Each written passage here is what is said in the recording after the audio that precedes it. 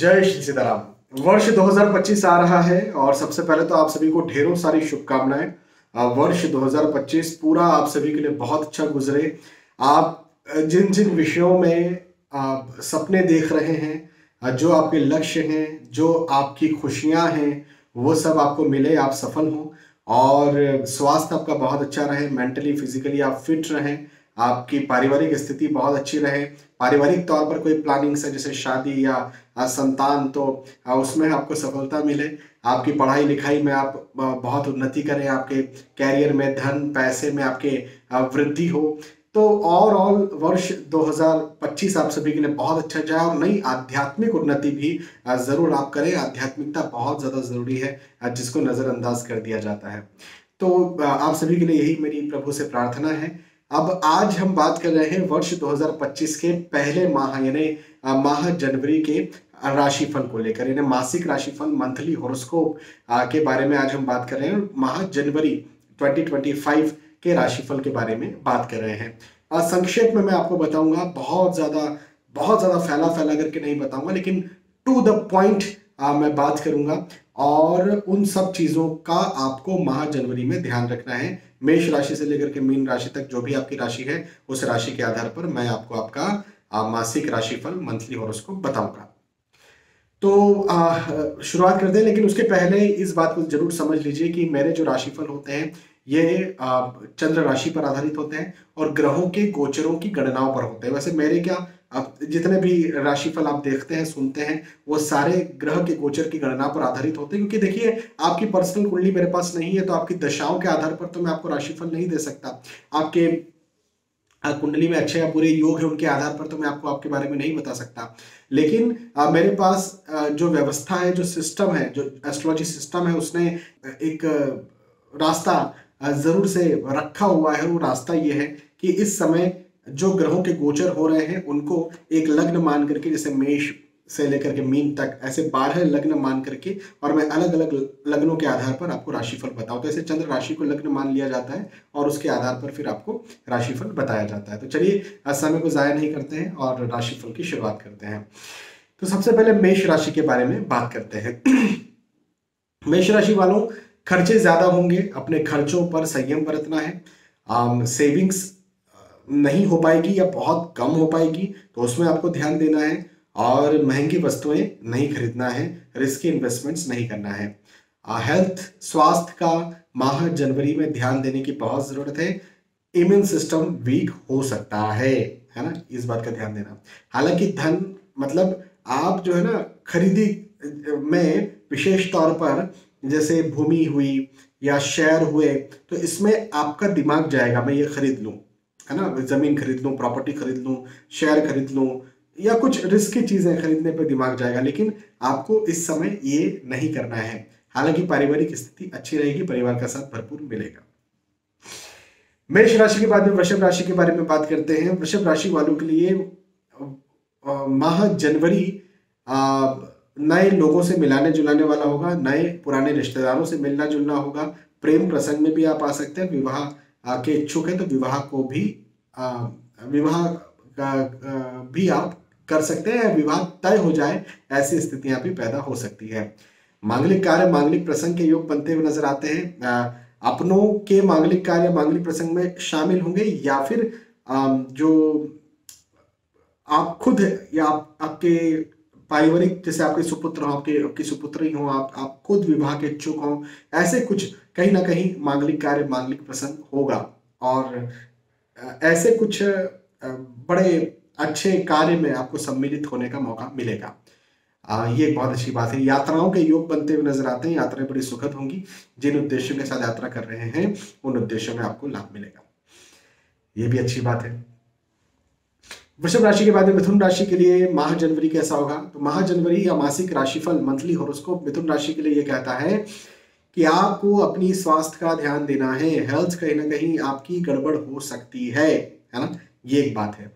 दूसरी बात है कि फिजूल की चिंताएं आप ज्यादा करेंगे, इसका भी आपको ध्यान देने की बहुत ज्यादा जरूरत है। फिजूल की चिंताएं नहीं करना है।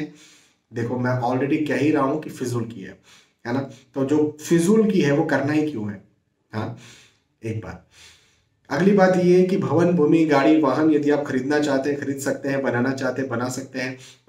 मतलब आपके लिए ये समय पैसे इन्वेस्ट करने के लिए, खरीदने के लिए, अम, कहीं पर पैसा लगाने के लिए, धन के दृष्टिकोण से अपना भाग्य आजमाने के लिए, धन बढ़ाने के लिए बहुत अच्छा है ये समय आपके लिए, है ना।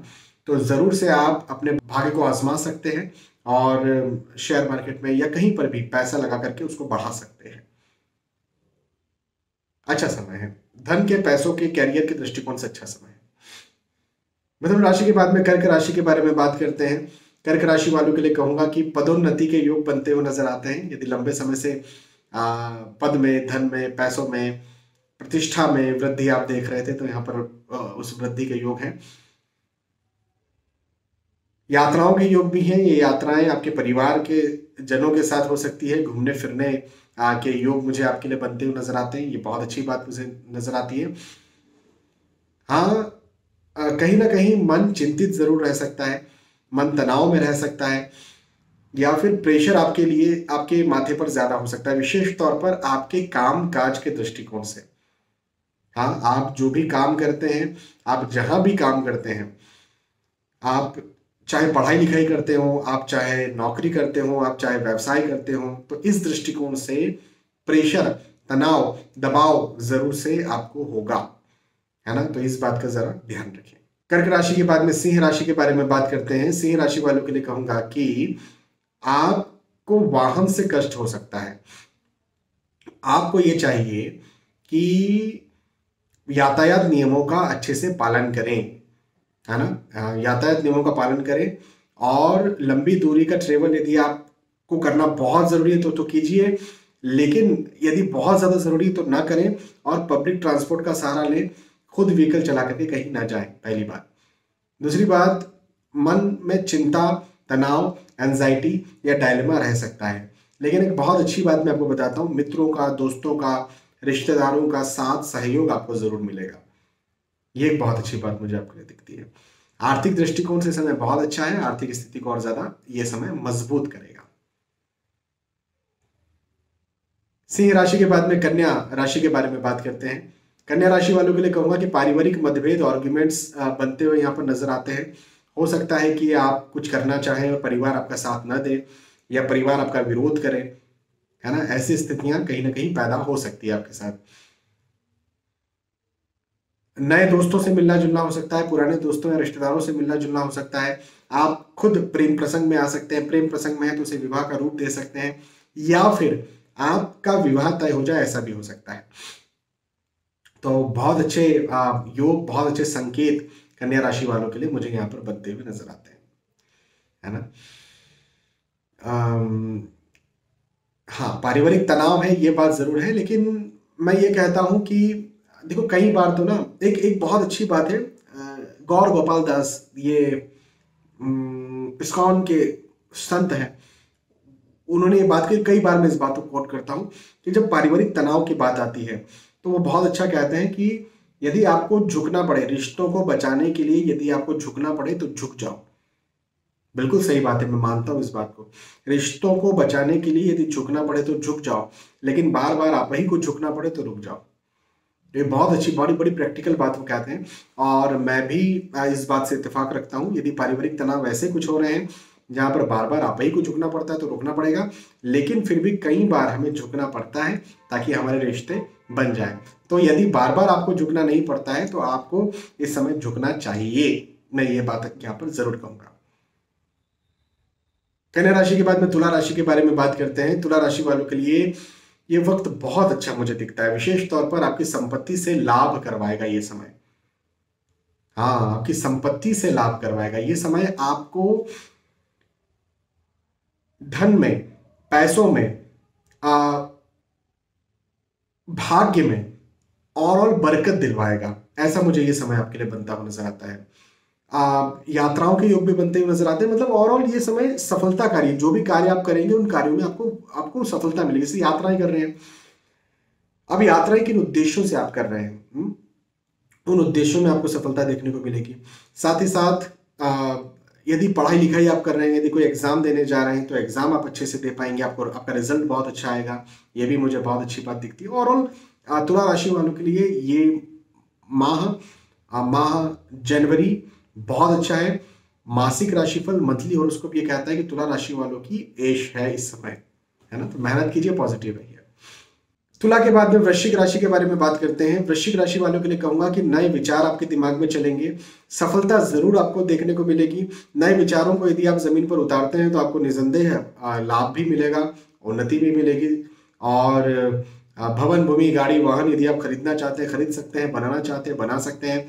और ये समय धन, पैसे, आय, इनकम के दृष्टिकोण से बहुत अच्छा है। लेकिन यदि आप पढ़ाई लिखाई करते हैं तो उस दृष्टिकोण से भी समय बहुत अच्छा, मतलब आपके कर्म के दृष्टिकोण से, आप जिस कार्य के लिए जाने जाते हैं उस दृष्टिकोण से यह समय बहुत अच्छा है। आपको वाहवाही देने वाला है, आगे बढ़ाने वाला है ना। तो बिल्कुल पॉजिटिव रहिए, मेहनत कीजिए और आगे बढ़िए। वृश्चिक राशि। वृश्चिक राशि के बाद में धनु राशि के बारे में बात करते हैं। धनु राशि वालों के लिए कहूंगा कि यश में वृद्धि होगी, मान सम्मान में वृद्धि होगी। भवन, भूमि, गाड़ी, वाहन खरीदने के योग बनते हुए नजर आते हैं तो खरीद भी सकते हैं। पदोन्नति के योग दिखते हैं मुझे। ये वक्त आपके पद में, धन में, पैसों में, आय में, आपकी प्रतिष्ठा में वृद्धि करने के लिए आ रहा है। तो इस समय का भरपूर लाभ उठाइए, भरपूर फायदा उठाइए और आगे बढ़िए, है ना। धनु राशि के बाद में मकर राशि के बारे में बात करते हैं। मकर राशि वालों के लिए कहूंगा कि खर्चे ज्यादा होंगे, रिस्की इन्वेस्टमेंट्स नहीं करने हैं इस माह, है ना। किसी को पैसा उधार नहीं देना है, किसी से पैसा उधार लेना भी नहीं है। व्यर्थ तनाव भी हो सकता है, चिंता, तनाव, एंजाइटी की स्थितियां पैदा हो सकती हैं। लेकिन इसको पॉजिटिव रहिए, क्योंकि खर्चे ज्यादा हो सकते हैं, लेकिन इसका मतलब ये नहीं कि इनकम नहीं होगी, आय प्रॉपर आपकी होगी, है ना। तो पॉजिटिव रहने की कोशिश कीजिए। मन में भय बना हुआ रह सकता है, विशेष तौर पर स्टूडेंट्स के लिए समय अच्छा नहीं होगा, क्योंकि दिमाग में चिंता है, दिमाग में नेगेटिव विचार है, दिमाग में भय है। तो कहीं ना कहीं हो सकता है कि आप इस समय को खराब तरह से निकालें। तो इस वजह से पॉजिटिव रहिए, पॉजिटिव सोचिए, अच्छा सोचिए, ताकि ये समय आपके लिए अच्छा निकले, है ना। मेडिटेशन कीजिए, मैं मकर राशि वालों से यही कहूंगा। मकर के बाद में कुंभ राशि के बारे में बात करते हैं। कुंभ राशि वालों के लिए कहूंगा कि पदोन्नति के योग बनते हुए नजर आते हैं, प्रतिष्ठा में वृद्धि के योग बनते हुए नजर आते हैं, आय में, धन में, पैसों में वृद्धि के योग बनते हुए नजर आते हैं, मांगलिक कार्य, मांगलिक प्रसंग के योग बनते हुए नजर आते हैं। माह जनवरी 2025 कुंभ राशि वालों के लिए इस वक्त को सफलताकारी दिखाता है। ये मासिक राशिफल, ये मंथली हॉरोस्कोप कुंभ राशि वालों को आगे बढ़ाता हुआ नजर आता है। ये वक्त, इस वक्त यात्राएं हो सकती है, लेकिन यात्राएं बड़ी सुखद होंगी। जिन उद्देश्यों के साथ आप यात्राएं कर रहे हैं उन उद्देश्यों में आपको लाभ मिलेगा, है ना। तो और बहुत अच्छा समय है कुंभ राशि वालों के लिए। इस समय का भरपूर लाभ उठाइए, फायदा उठाइए, मेहनत कीजिए, पॉजिटिव रहिए और आगे बढ़िए। और फाइनली मीन राशि के बारे में बात करते हैं। मीन राशि वालों के लिए कहूंगा कि व्यर्थ के वाद विवादों में आप फंस सकते हैं, व्यर्थ की चिंता, तनाव की स्थितियां पैदा हो सकती हैं, व्यर्थ के डिस्प्यूट्स बन सकते हैं। तो विशेष तौर पर यह पारिवारिक या रिश्तों के दृष्टिकोण से समय अच्छा नहीं है। लेकिन पढ़ाई लिखाई के, जैसे आप कोई एग्जाम देने जा रहे हैं तो रिजल्ट आपका अच्छा होगा। यदि आप कोई इंटरव्यू देने जा रहे हैं तो आपका सिलेक्शन हो जाएगा। यदि आप जॉब स्विच करना चाहते हैं तो कर सकते हैं। जॉब में वृद्धि हो सकती है, धन में, पैसों में, आय में वृद्धि के योग बनते हुए नजर आते हैं। तो उस दृष्टिकोण से अच्छा है। तो कुछ अच्छा, कुछ बुरा, कुछ खट्टा, कुछ मीठा, है ना। मेडिटेशन कीजिए, पॉजिटिव सोचिए। कई बार अपने रिश्तों को बचाने के लिए झुकना पड़े तो झुक जाइए। तो यहां पर हमने चर्चा की मेष राशि से लेकर के मीन राशि तक वर्ष 2025 के माह जनवरी का क्या राशिफल है, मासिक राशिफल क्या है, मंथली हॉरोस्कोप क्या है, यह मैंने आपको बताया। फिर मिलेंगे आने वाले वीडियोस में। तब तक के लिए आज की वीडियो आपसे विदा चाहता हूं। जय श्री सीताराम।